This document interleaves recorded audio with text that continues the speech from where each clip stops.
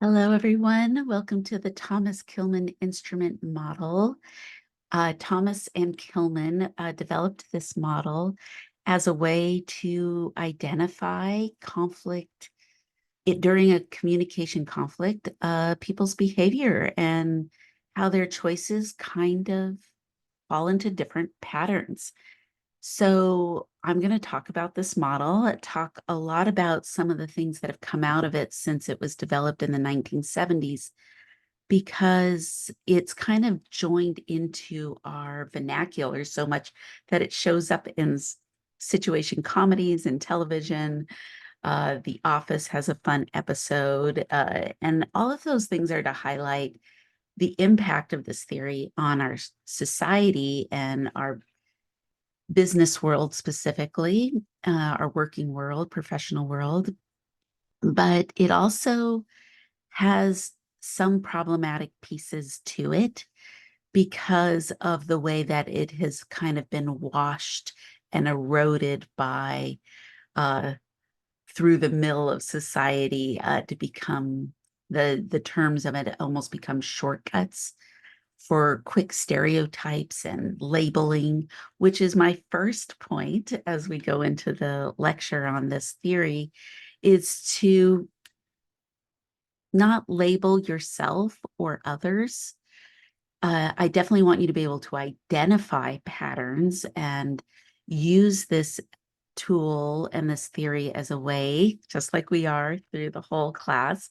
We want to unravel our conflicts that we've been in that may have always kind of snagged our consciousness, or we want to unravel the communication events we're in right now. And so, whatever those ways that you're applying it, we always want to perception check with others, even for when we're thinking of our own experiences, people who care about us and trust us, so that we can find ways to maneuver and navigate through a difficult conversation. So here's another theory. So Thomas-Kilmann instrument model looks like a graph, your classic graph with a X and Y axis. So the X is the horizontal line and the Y is the vertical.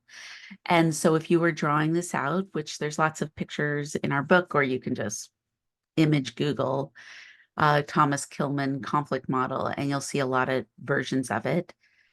I also have a version. I'll put it up on our Canvas page so that you can see my style to go with this lecture. But let's just talk about setting up the model to begin with. On the y-axis here, the concern for self, this is you. This is how much are you engaged in the conflict, meaning how much agency do you have? Or do you give yourself? Either some situations it is completely inappropriate to speak up, other situations we do self-censorship or self-muting. So there's different contexts. We always want to apply the nuance of your culture, your past experiences, and the context and relationship dimensions of that actual communication event. God, that's so much to keep track of, isn't it?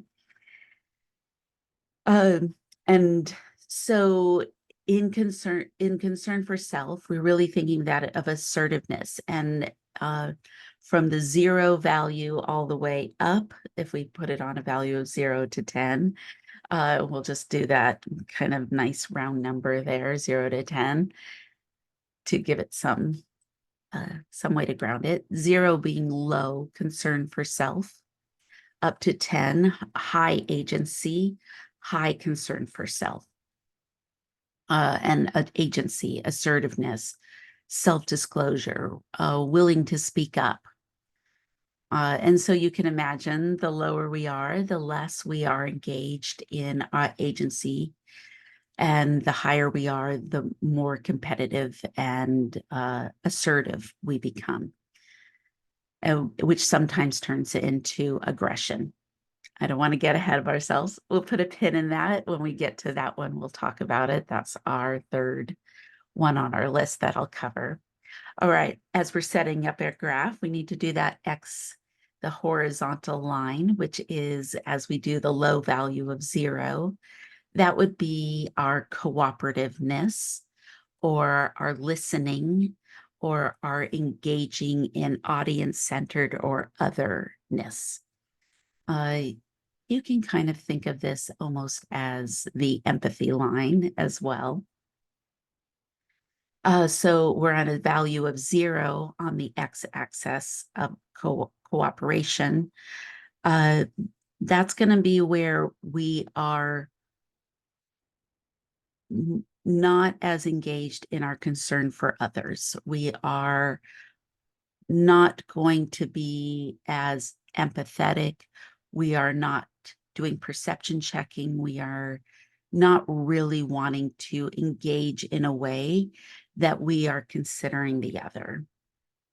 From the highest value, if we were to do 0 to 10 on this x-axis as well, this is high concern for self, high cooperation. This is where we're going to really engage, listening, where we're really in a place of learning and growth and openness for other perspectives other than ourselves.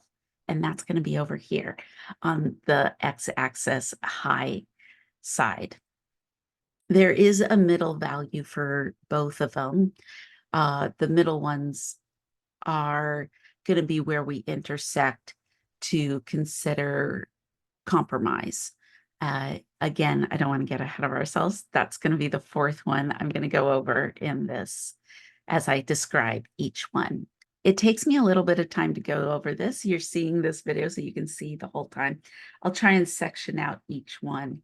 But the reason why it takes a little bit of time to go over this graph is because each one of them has advantages and disadvantages. So I do not want to put these on a scale of hierarchies, that one is better than or worse than the other, even though I have my opinion. But I want you to consider the advantages and disadvantages of both. But they also are so intertwined with culture. Culture is really communication cultures, as we have already covered: individualism, collectivism, power distance, uncertainty, avoidance cultures are all going to have their values, their core values kind of placed on each one of these, which is why we have a tendency to want to put them in a better than or lesser than as a strategic choice. And the reason why I'll spend more time on it is because we do want to be able to use these for ourselves to say, when is it more appropriate for me to avoid? When is it more appropriate for me to collaborate? And things like that. So I want you to understand the nuance as much as I can in this video. To me, I feel like I could teach an entire 10-week class just on this model. And of course, because conflict management is my main area of study for communication and conflict negotiations, I do spend my career trying to understand this model as well as other models like dialectical tensions and Knapp's relational maintenance model. All of these things I find incredibly fascinating and interesting. So I could talk a lot about it, and I'll be excited when you come back with your experiences and information, so I can keep developing my level of curiosity of how these theories work in action.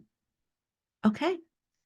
So welcome to one of my favorite communication theories. Let's get into our first plot point, which is low concern for self and low concern for others. And this is where we avoid conflict. So we're going to label this one avoidance. Now, as a caveat also in this model, this is the model where we plot our points on this idea of unassertive and uncooperative, but they're nicknamed shortcuts lose-lose. Uh-oh. Does that sound familiar? Lose-lose, win-win, lose-win, win-lose. Here it is. We are at the origin story of where these little shortcut nicknames come up for the idea of assertiveness and uncooperativeness. So on avoidance, this is a lose-lose. If we are avoiding conflict, we consider this a lose-lose outcome. And there are advantages and reasons why we want to avoid conflict that are too numerous for me to go over. But to think about it, you might think about how if we are losing or choosing avoidance, it might be because we're very pessimistic about conflict. This means that we are really living in the world that conflict is a fight. Conflict is war, conflict is destruction, and conflict only has painful outcomes. When we live in this more negative worldview, as we're coming into the conflict, we would be less willing to lean in and engage into an uncomfortable situation because we have this perception of the outcome that is very pessimistic. So that, to me, that's one reason why we might avoid conflict. We might avoid conflict because it's not worth it. This person is not worth my time. This person is not worth my excellent listening skills or all my new conflict management skills.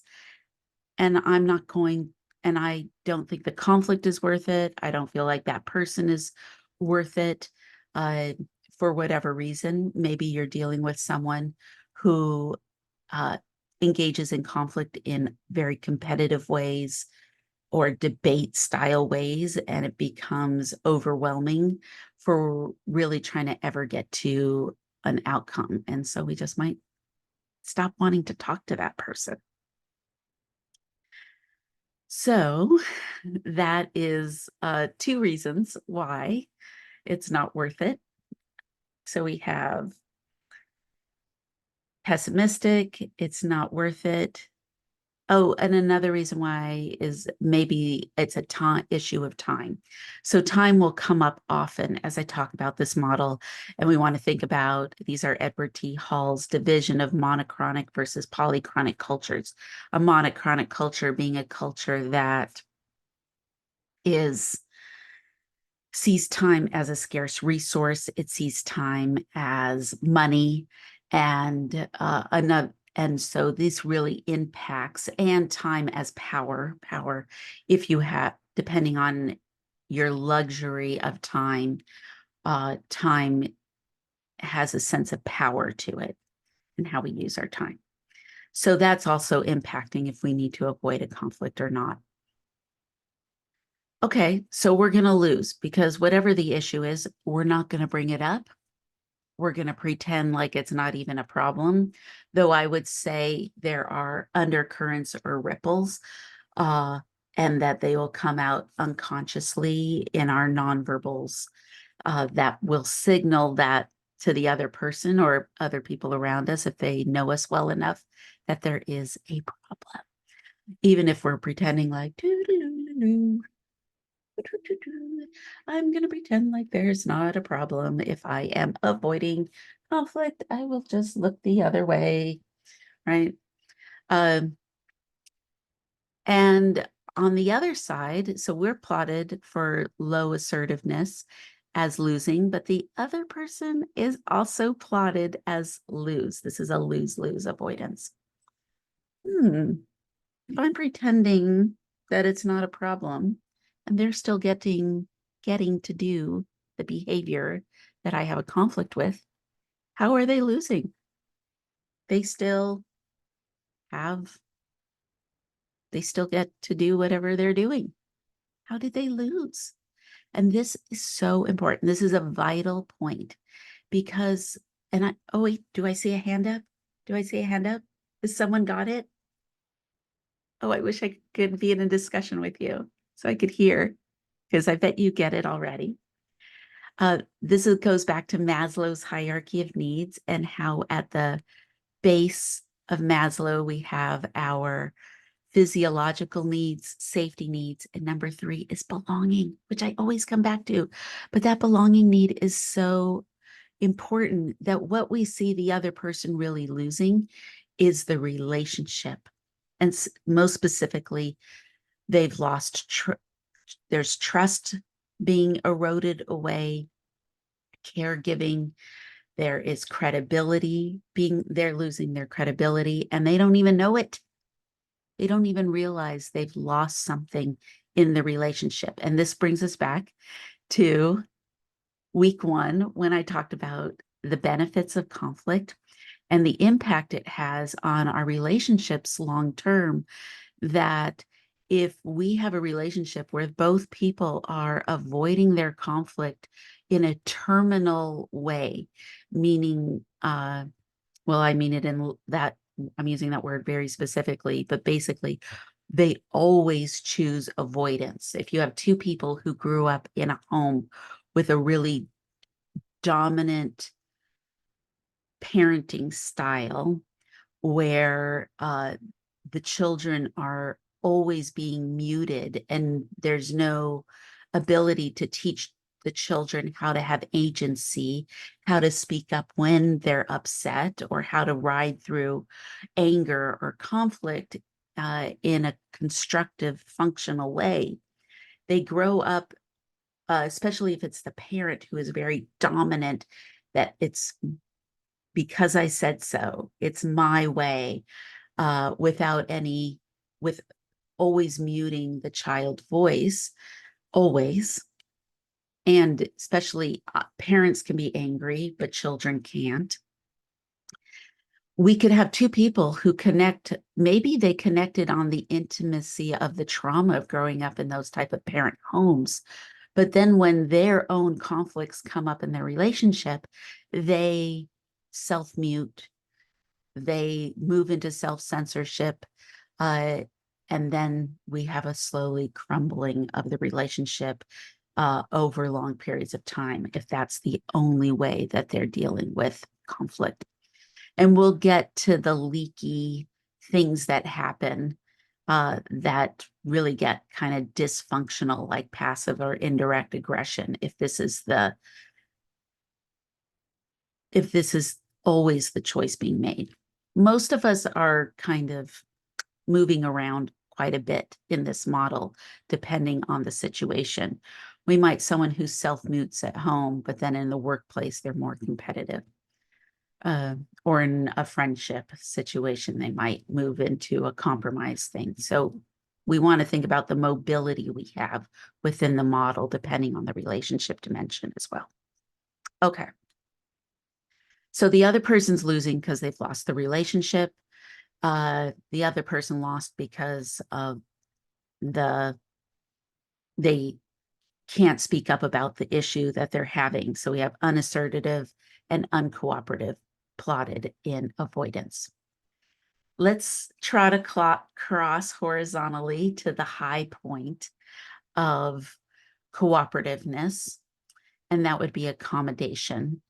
We're still on the 0 value of low for assertiveness, but we are on high cooperativeness. Accommodation.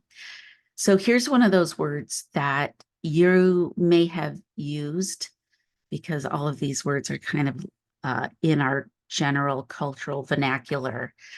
But you're in a specialized class about conflict management, and now I'd like you to change the definition of this word to match how we are using it in this conflict class, and to move away from using it as the general meaning of that the culture has applied to it. So accommodation is low assertiveness and high cooperativeness. So if the only really difference between avoidance and accommodation, well, there's a lot of differences, but the main difference as it shows up in communication is now I'm going to bring up, I have a problem. I'm going to actually say something about it. I'm going to bring it up. Whatever it is, I'm going to say, you didn't do the dishes last night, but I know that you were under a lot of stress and you have a big exam coming up. So don't worry about it. I did them last night, right? Or I I I know that you were running late to the meeting, but I know your kid was sick at home, so blah, blah, whatever you say, you're going to bring up the issue, but then almost like you have a little gift. I have a present for you, and I'm going to give you this gift of don't worry about it. I see you. I have empathy. I have high concern, high cooperation, and now I have a gift to give you. And so I'm going to lose out because of I'm going to let you have the win on this, but I'm going to let you have the win because I have a gift for you. This only works if you bring it up. You can't, I'm going to wash the dishes, and I will not bring it up with you. I will be slowly stewing in my own conflict. But I know you have a problem, and so I'll do the dishes, but I still am in self-mute. You're not in accommodation. You're still in avoidance if you are self-muted. Uh, ok- Now, the way we articulate things, the way we will say explicitly this is an issue is going to be different for depending on the culture. We see accommodation held up as a higher choice, a higher value choice, and optimal choice when we are in more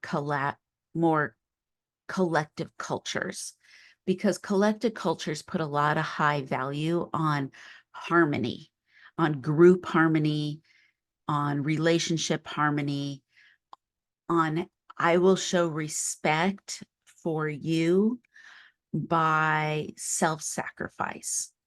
And so me doing the dishes so you don't have to uh, is a type of sacrifice that I am doing for the sake of the relationship, uh, for the harmony of that relationship. And when I do that, it builds my self-esteem and it builds my value in the relationship.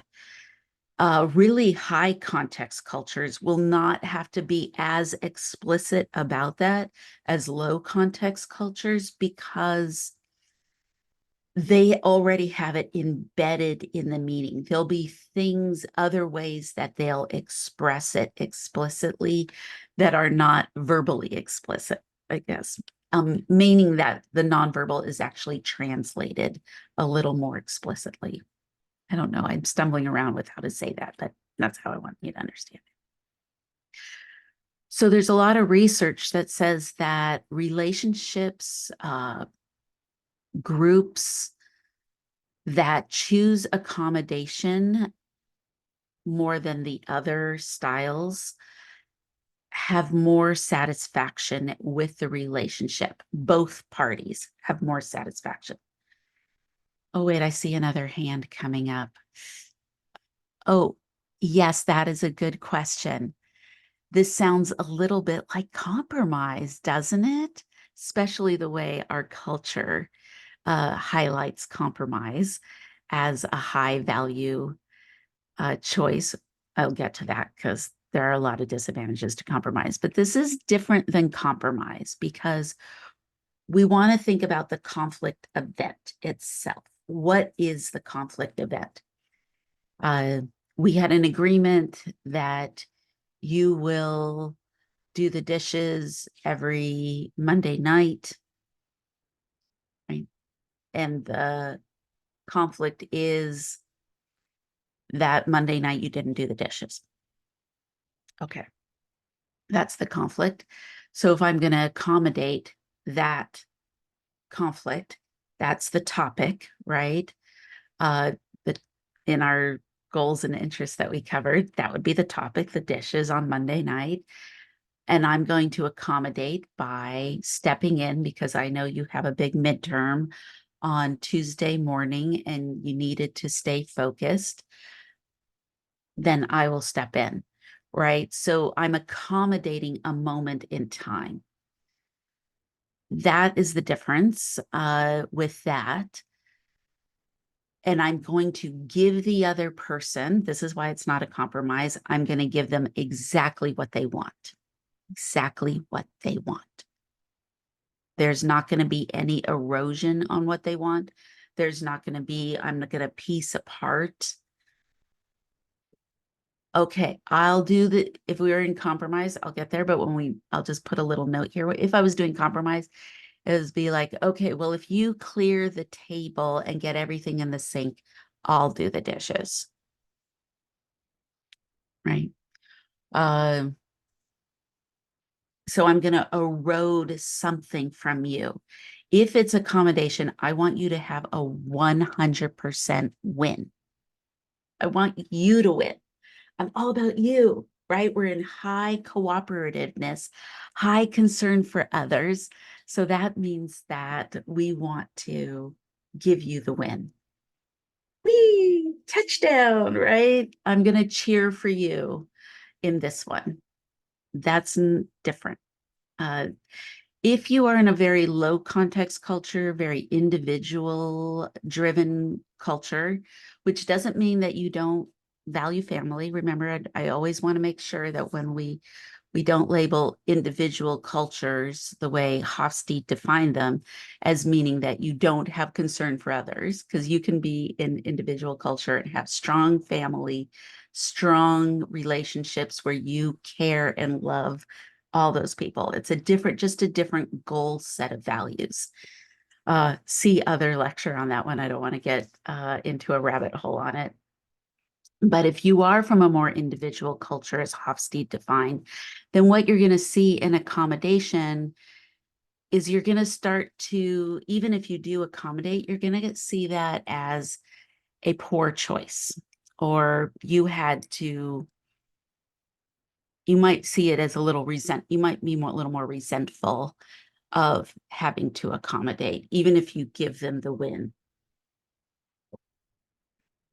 And when I say that there are groups that are stronger when they live in accommodation, it's because then when something else comes up at a completely different topic, uh, the other person is in balance with you and they see oh, it's more important to you right now that you have that than I want you to have it. And they give you wins. And there's some equity ratio of accommodation going on from different conflict situations. I see my video glitching, so I'm just going to pause it and come right back. Okay, sorry if I was gone too long. It was like 20 seconds. I just had to check the internet speed. All right, I'm back on. All right. So we talked about accommodation, which is low assertiveness, low cooperation. Oh my gosh, now something's in my eye. That's funny. Okay. You get this raw video of me.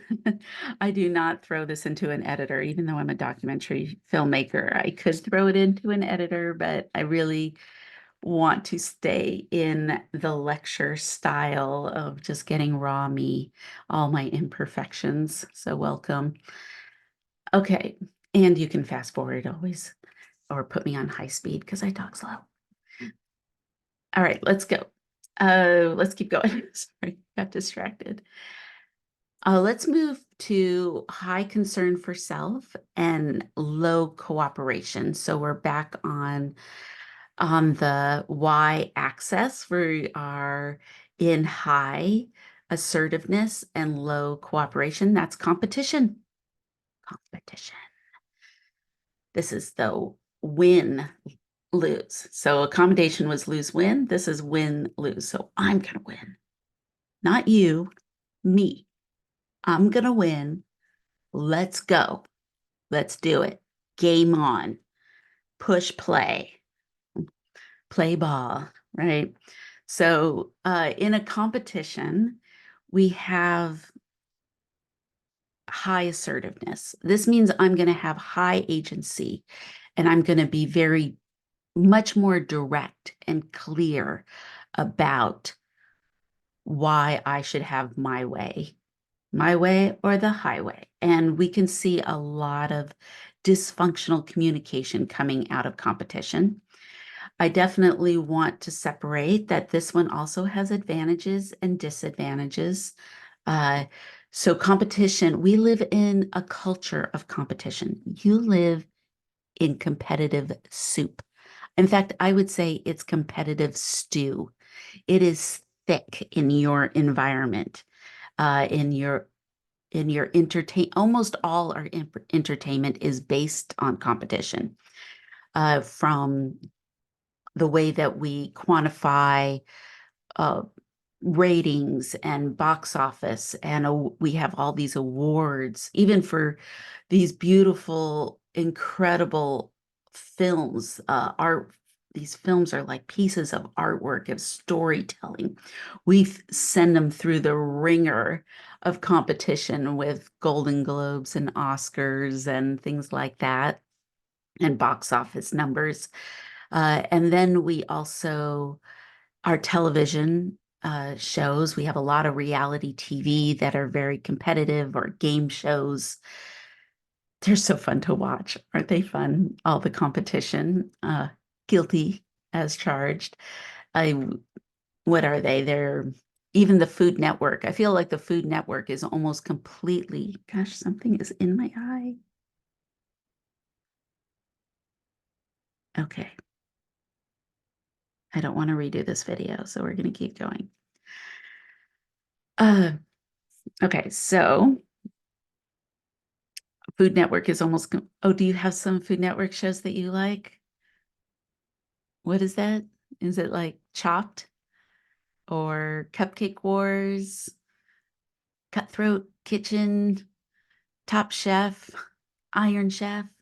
I don't know. There's so many of them. I can't even list them all. We would really need to get on a phone call and talk about it to get all of them. But even Love, right? We have all these Love Island or the Bachelor Nation franchise is it completely about competition and love. And we did, and then sports from the time we're little and playing games in little league type of sets up to high school sports, collegiate sports, professional sports, and then on the world stage, we have the Olympics or the World Cup. All of these things, like there's just layer upon layer in multi dimensions. And then it feels really relaxing to maybe if you're really into gaming, to put in your games, and but that's all competitive driven, and you sometimes create uh, teams and play with other teams on gaming. And now even on the college level, video gaming has become a legit sport and an arena type of sport. Boy, I wish we could be in class. I'd have everyone go around and we'd list reality TV shows and ways that competitions show up. Maybe you want to pause the video and write some down just for yourself. They're so interesting how it is just leaked into all the society. Oh, and I just have to keep going on it. And then there's also your life. Does your life feel a little competitive? The way we do social comparison and social media really is like gasoline in, in a fire for social comparison and amplifying our anxiety or uh our anxiety and our worrying about whether we are keeping up with, and if it's whether you're looking at pictures of the people you actually know and their experiences, or if you're doing social comparison with a stranger and what they're doing as a way to measure your own life. Like these are things that have a certain high level of toxicity, and they are really, as we learned, listen in the podcasts, uh, ones that I've put up, we really see how social media and some of these online access has amplified our feeling of isolation or loneliness. And a lot of it is because of the competitive nature of comparison. And then what about school? Maybe you went to a high school that you had, when you got your report card, you were also got your ranking in your grade of how your GPA with others. And then there's things like valedictorians, and then getting into college feels competitive. And then here you are in a class and it feels competitive, especially if you have to be interdependent with other students to rely on your grade, like in team meetings or in group projects. Those things really fuel this as a high cultural piece. And then you want to get a job. Then you need a promotion. You want a raise. Boy, does it ever? Oh my God, I just feel exhausted just talking about it. But I do spend a little time just talking about the culture of competition that we live in. So you realize that you're in the stew trying to maneuver, and then you have an interpersonal relationship. You have a friend, you have a sister or a sibling, you have a romantic relationship that you're trying to keep strong, and how these things are just like oozing, that stew is oozing into our interpersonal relationships. Competition, as I mentioned, it has a lot of fun to it. It can be fun to engage when you're working out, or to and in other ways you can think of how competition has its advantages. And the advantage, of course, is that we have this belief structure and these values around being better and improving. And competition is a motivator because it feeds all this adrenaline into our system so that we can have motion towards being better, being the best, improvement, self-improvement, right? I mean, these are huge industries as well because we need that motivation. All right. So that's enough about what is competition. What is it as a conflict style? I'm back. So competition as a conflict style often is a debate. It feels like a debate. So I have a point, I have a point. And we do this kind of stepping up the ladder. We're trying to top each other. And then the winner is the one who made the best point, or became so amplified with volume and information, or threats. Right? We can move into a power situation where if someone can't get their way, the competition becomes almost like I'm going to threaten you. It's my way or the highway, meaning I'm going to leave, I'm going to exit. And when I talked about taking a break in a functional ways, we definitely want to think about how some people to compete, they will use these dysfunctional threats or weapons of exiting as a way to escalate to their win, and you lose.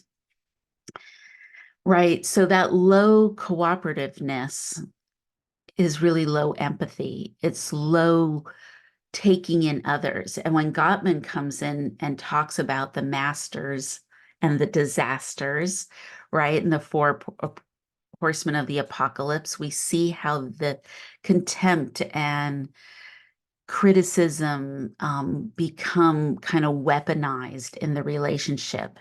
And we have this need to pound down the other and not lean into the other perspective. So we already talked about perception checking. We've already talked about Gottman's communication ways to show up to lean into the and accept influence. There's the word, accept influence from the other.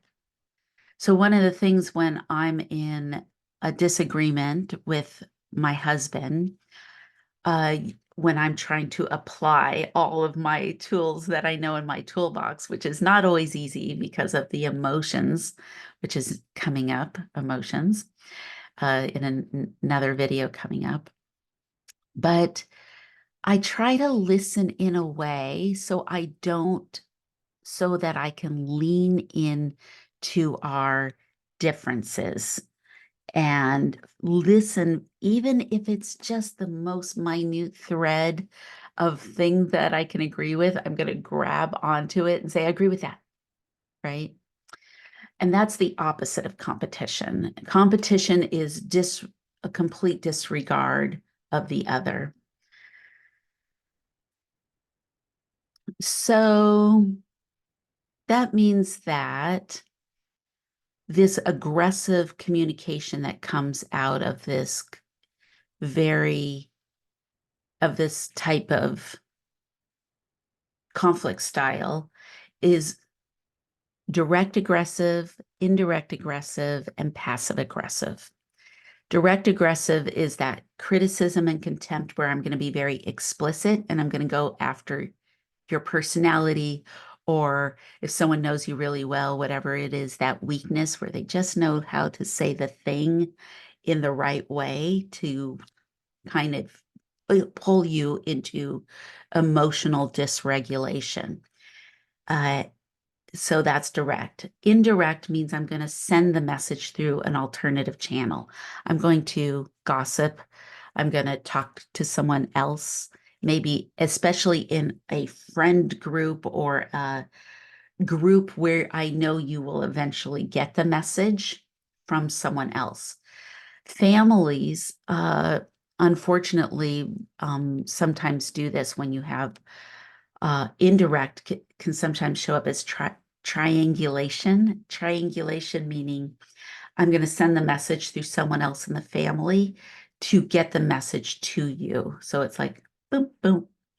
You can think about like in pool, instead of doing a straight shot, you're going to bounce that pool ball off the side and then then I'm going to make my shot.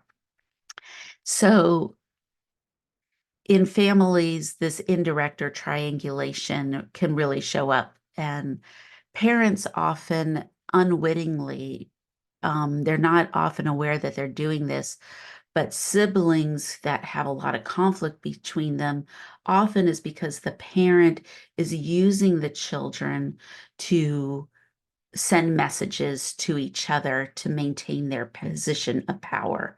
And not just parents, supervisors do this to maintain their position of I'm going to be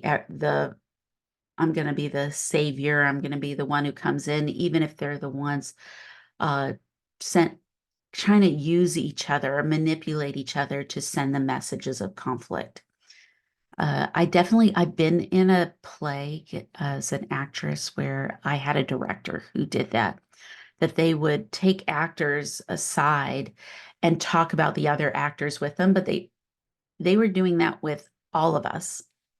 And I'm just using they, not because they were non-binary, but because I don't want to reveal gender identity, but they would bring each actor aside and I've got a secret. Oh, I have inside information, and tell them I can't, but it would kind of isolate us as actors. And the show, we needed so much trust in this space, and it was just this complete erosion of trust. So when we talk about leadership, we really don't want to fall into this style that really bubbles up really nasty polarization in the group. And there's this decomposing of the elements of trust and credibility. Passive aggressive. So passive aggressive is when I am going to deny I sent the message that the message was aggressive.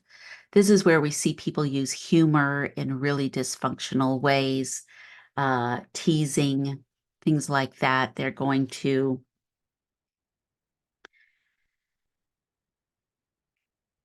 oh, you can't take a joke. Um, you're so sensitive, right? You'll hear these little kind of statements that'll come up. I didn't mean it that way. Gosh, I can't say anything around you. You're so sensitive. These are things that are low concern for others when we disregard another person's experience. Now, we we will talk about this, but that sometimes someone might use, you're gaslighting me, you're so toxic, and they'll take these kind of words out of our social vernacular and use them in a weaponized way to shut down another voice. And that's also dysfunctional, but not that if someone's experience is gaslighting or toxic, we want to be able to recognize that. But if you're really trying to engage in perception checking and the person just defaults to these kind of labels on the relationship, we really want to find ways to lean in, take note of them, and then we want to try and find the evidential proof of that so that those things don't just become ways to mute the other. And really things that can become very passive aggressive. I haven't talked about gaslighting yet, and I will bring that up again in another lecture, even though it is a type of passive aggressive. It's enough. I feel like there's some similarities in those terms. All right, we have 2 more to go. And I know this is a long video. We have 2 more to go. We're going to talk about compromise now. And I have my props for this. So compromise is low assertive, or it's that middle. So it's going to be like if we were doing those values of 0 to 10, this is a 5. And on the x-axis, we have the other 5. So it's middle ground assertiveness and agency and middle ground cooperativeness. And this is lose-lose. So this is like right smack in the middle of the graph, the model is compromise. And it's lose. Wait, I thought compromise was the answer. I have it. I have the solution. All you need is a compromise. That's all you need. And your marriage will be sunny as sunny weather. No, it's a lose-lose. So we hear compromise held up and it is used incorrectly. This is one way to, oh, this is one of my things that I will start talking to the TV when I'm watching the morning show and they say a compromise is all you need to do to help to make your marriage successful. And I'll be like, nope. Or actually, I was just watching a Big Bang Theory and Sheldon said it. And I'm like, Sheldon, you know better than that. You know it's a lose-lose. Come on. You have an eidetic memory. He's like, I guess our marriage works because we compromise. But no, their marriage works because they accommodate and collaborate. That's why Dr. Amy Farrah Fowler's marriage with Sheldon works and why they get a Nobel Peace Prize together because they're really good at accommodating and collaborating. So why do we hold this up as the holy grail, compromise? It's because it saves time. Time. Time, whenever we can save time, not waste time, and we can keep things in motion. In a monochronic culture where it is about what is next, and I need to check things off my list, and what it next, and you have me on high speed, and I can talk faster, and we can go because you don't waste my time, right? There, your time is valuable. Uh, and so, because we're so busy and we are in these high pressure time environments, we will choose compromise a lot. And it gets really toxic when we choose it a lot.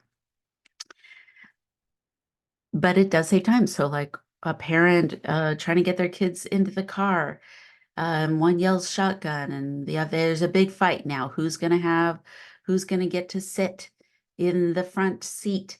And the parent says, you can sit in the front seat on the way to school, and you can sit in the front seat on the way home from school. We know coming home from school, nobody cares about sitting in the front seat. That everyone gets picked up at different times anyway, or I had an after school program, so there's no one else in the car anyway, right? There's all these things. And so we chose compromise that didn't really work, or you can have the front seat today and you can have the front seat tomorrow. You can have the toy for 2 minutes and you can have the toy for 2 minutes. Uh, I don't like, okay, I heard all your presentations and your idea and your idea. I'll take some of this and some of this.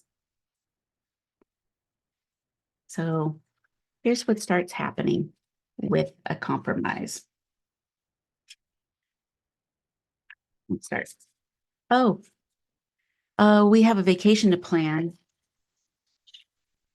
and you want to go to the city, and I would like to go to the coast. Well, you've had such a hard week at work. Okay.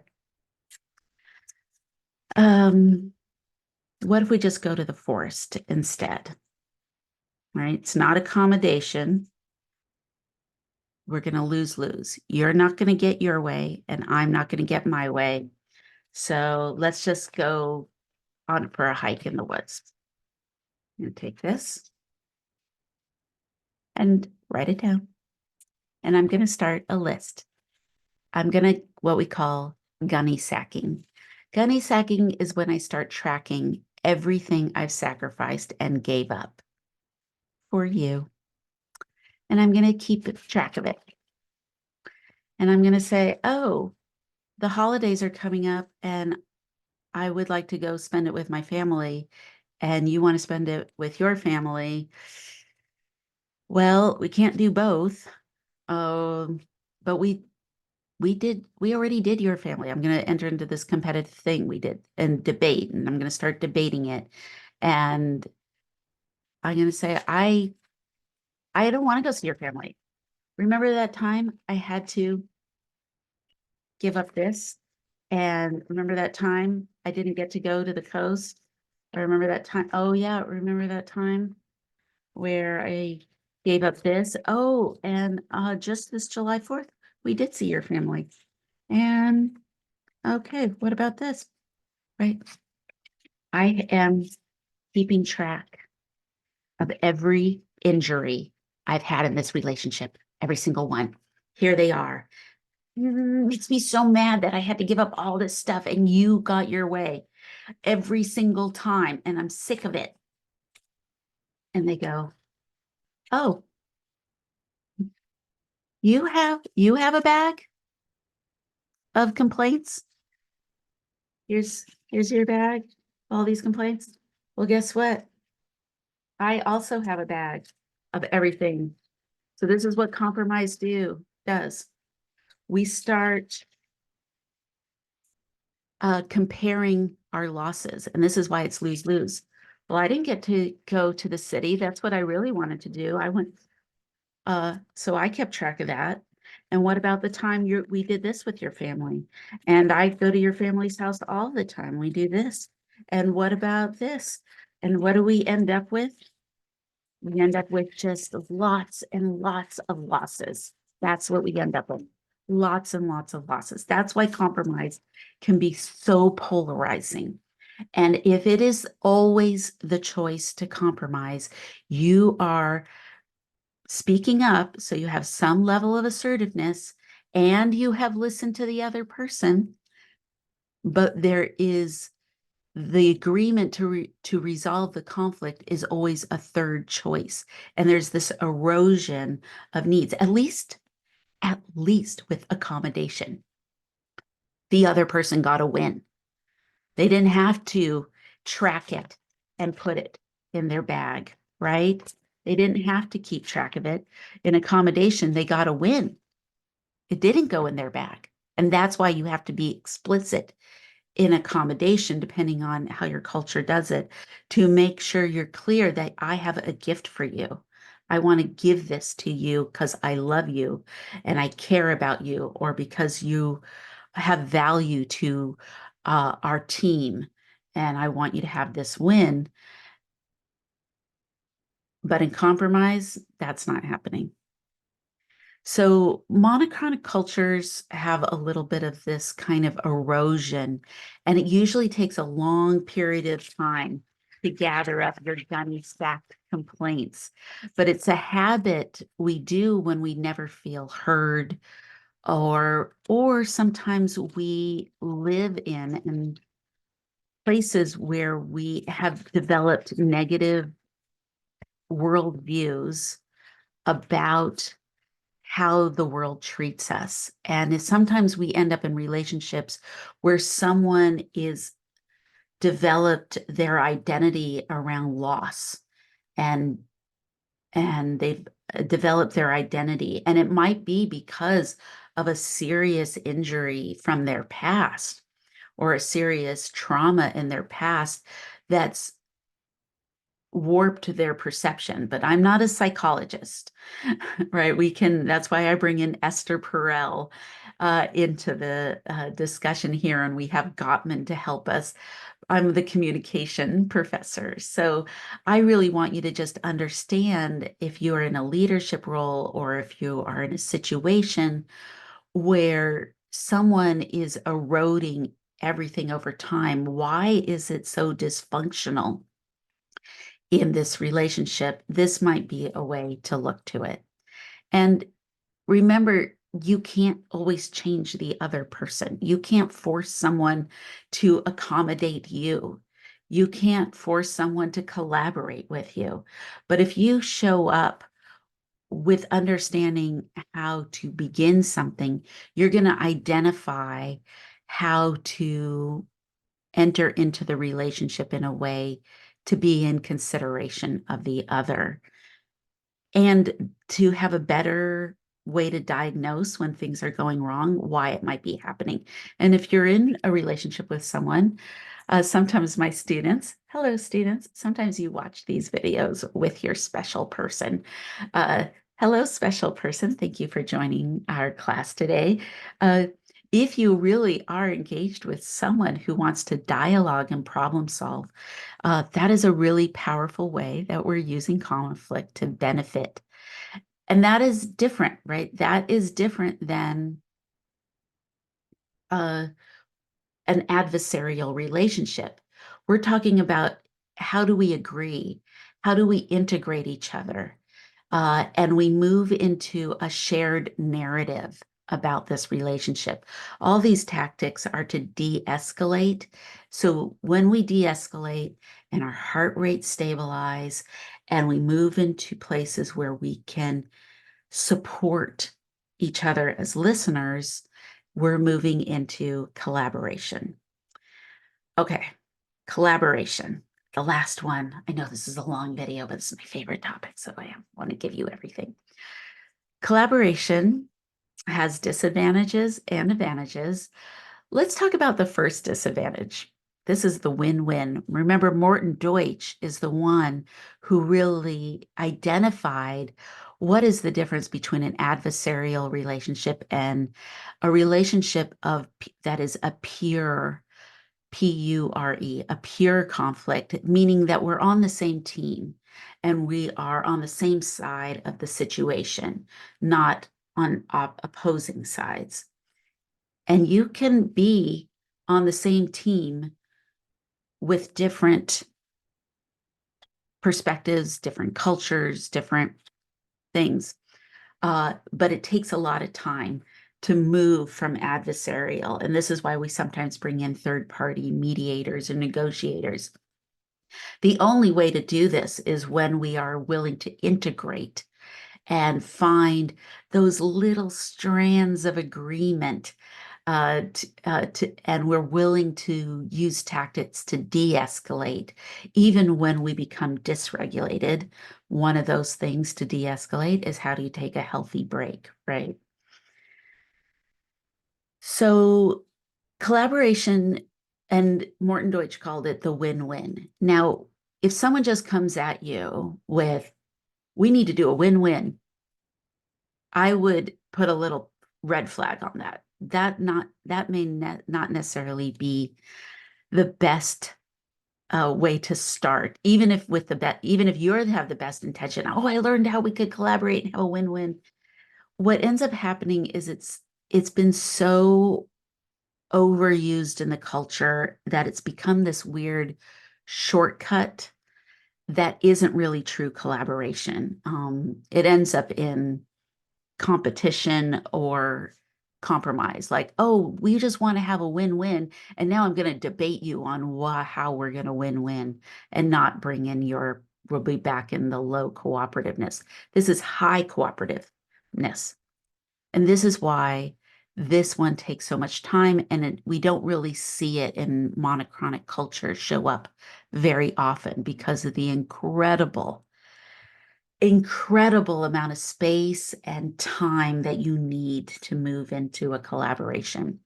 This is true relationship development, where I have a narrative and you have a narrative, and we are going to spend time filling in the breadth and depth of those narratives so that we truly know each other. And then we're going to start finding ways to interpret, negotiate meaning, and then what happens is we start doing mirroring with our language. We coordinate, and we start finding ways to affiliate ourselves to each other, even if it's small things, even if it's just based on geography, or even if it's, I mean, you cannot believe how just the smallest thing that you can agree with can create so much goodwill in a relationship, and really listening for a way to expand. Now, most of us are living in a lot of resistance that shows up in the way that we listen, uh, resistance in resentment. And especially if we're coming into a conflict with any amount of time that has had so many injuries over long periods of time, collaboration we have to move through those different orders of reality to really develop the narratives and the context and the history. But so you want to be careful of how people use the word win-win. Are they just using that as a shortcut to get their way? So let's flag that there are master manipulators out there who know how to use language in a way to have you give up aspects of self over, and they might erode aspects of yourself over long periods of time in manipulative ways. Definitely when we create shared narratives, there is some letting go of self, so we can hold space for each other, but it's not to the point where the gains are so much and the benefits are outweigh the elements of self um that we put on pause while we work towards that shared narrative. I don't know if that's the best way I want to say that, but that's what came out at this moment, so we'll just go with it.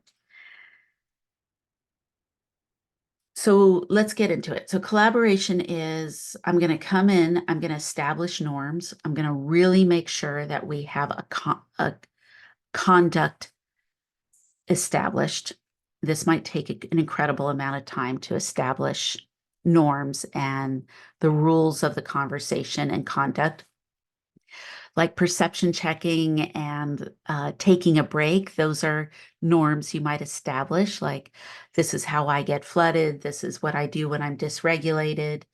Uh, I'll just ante up myself as an example that because I want to run, I remember I'm a runner, I want to hide when there's a problem, and because I have a tendency to move into people pleasing and I just want to help you out, I lose a sense of self really quickly in my relationships.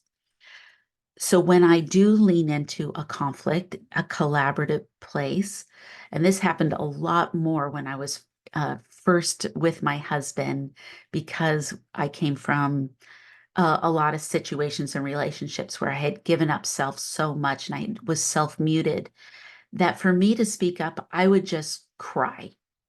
And I would cry and I'd have to say, I'm going to cry when I'm trying to articulate my point of view, but it's just me pushing through that resistance. It does not, it's okay if you can be patient with me as I push through my own resistance because I want to just get a point out. I promise I am here and I want to take in your perspective as well. I'm not doing it as a way, I'm not crying as a way to mute you, basically. And I was lucky. I mean, I was lucky I found someone finally who was willing to sit patiently while I worked through that emotion to articulate my point of view and was willing to listen to the words that I was trying to say that had nothing to do with why I was crying. It was just part of the emotional resistance as I was creating new neural pathways. So that's something to think about of this experience to get those norms established and know who you are in your dysregulated places. Uh, Now, if someone has, like, okay, when you cry, I feel this, and it's really difficult for me, I'm going to need a break afterwards. And then if someone says, actually, I'm really sensitive to volume and yelling, that might be a norm that you want to negotiate. Like, what volume are we going to go to in this conflict? There are some people that really enjoy the conflict. They enjoy getting into it. They enjoy the debate, right? And what they're really enjoying is there's a flood of adrenaline that makes them feel the motivation to get into the problem. I want to get into the problem and I want to solve it. We're going to do it, right? And they not become less aware of how they are their gestures or their volume that might be triggers for the other person that you're in a communication event with.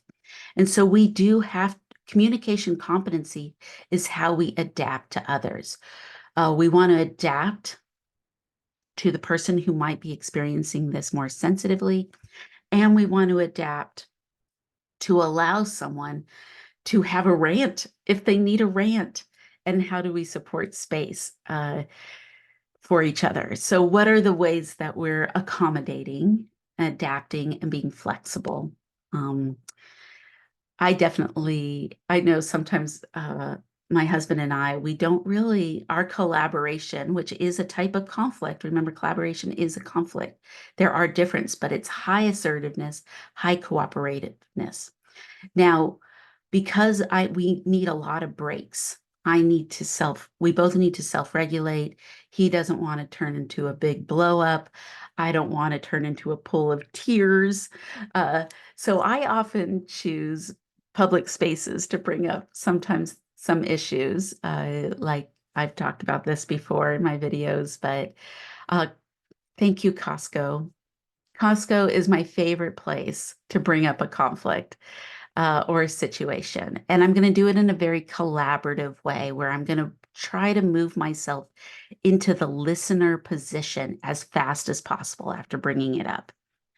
Uh, I'm going to use really that brevity at the beginning. Like, I noticed this was a problem, but I really need your perspective on it.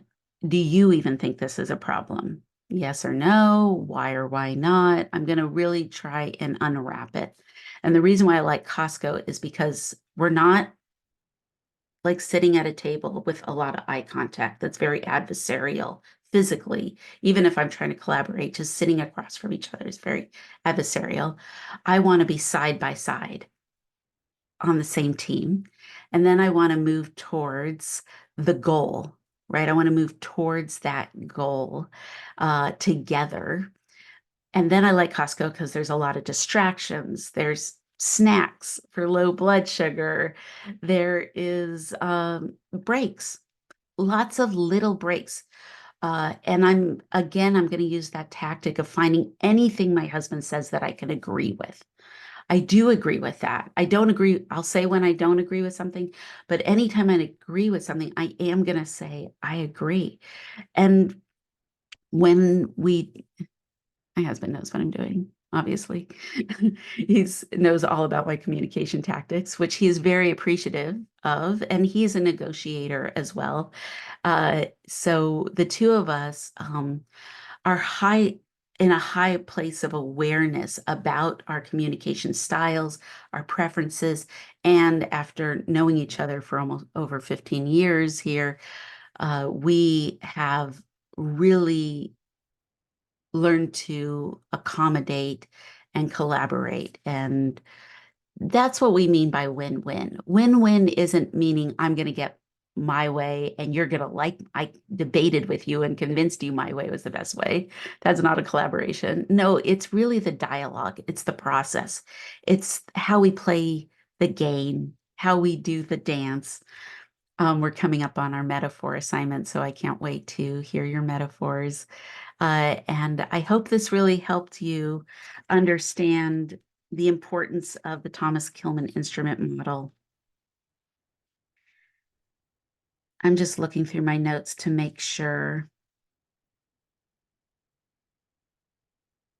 that I covered everything in the model. I really want you to think about the value of a theory like this. This theory is really valuable. It really can help us observe behavior and our communication events in a completely different way. However, just like any theory is a box. That's what I say. It's a box. Not everyone fits in the box. Not every communication event fits in the box. That's why we go over lots of different theories in the class and why we want to start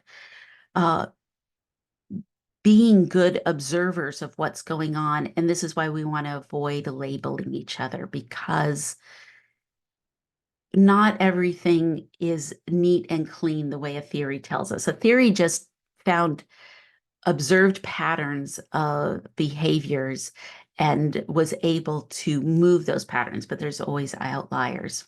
And of course, we always want to use our new superpowers to help our relationships, help our own mental health and well-being.